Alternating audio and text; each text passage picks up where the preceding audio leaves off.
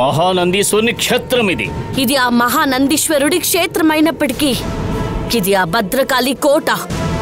ఆ భద్రకాళి ఆశీర్వాదంతో దాని తపస్సుని భగ్నం చేస్తాను. నందిని, నీ ఆవేశం నాకు అర్థమవుతుంది, కానీ నీకున్న ఆవేశంతో మాధవిని తక్కువగా అంచనా వేయకు. ఆ నమ్మక ద్రోహి ఎంత పెద్ద తపస్విని అయినా సరే, నేను శక్తి నాగుని. నేను కన్నెర్ర చేస్తే తను అంతమైపోతుంది. నువ్వనుకున్నట్టుగా తను తపస్సు మాత్రమే చేయడం లేదు. ఆ మాధవి పరకాయ ప్రవేశం అనే ఆత్మఖండ యోగంలో ఉంది. శరీరాన్ని 9 ఖండాలుగా చేసే నవఖండ యోగంలాగా ఆత్మను వేరు చేసుకోగలిగే యోగమే ఆత్మఖండ యోగం. మాధవి శరీర అంశమే పంచాక్షరి రూపాన్ని దాల్చి శివధ్యానంలో ఉంది.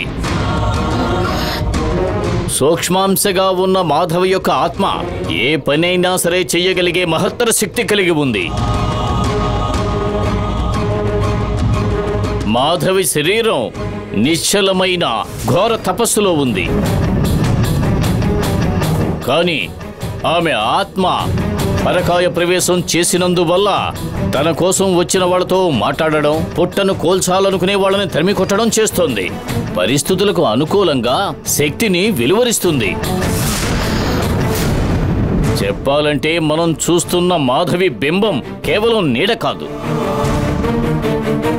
మాధవి తపస్సు భగ్నం కాకుండా ఉండడానికి మాధవే ఏర్పరచుకున్న రక్షణ. పరకాయ ప్రవేశంలో ఉన్న మాధవికి తపోభంగం కలిగించాలనే ఉద్దేశంతో నువ్వు మాత్రమే కాదు, వేరెవ్వరూ ఆమె దరిదాపులకు చేరలేరు. ఏంటయ్యా మీరనేది? అంటే మాధవి తపస్సుని మనం భగ్నం చేయలేమా? ఒకే ఒక్క పని చేస్తే తపస్సును భగ్నం చెయ్యొచ్చు. అదేంటో చెప్పండి అయ్యా.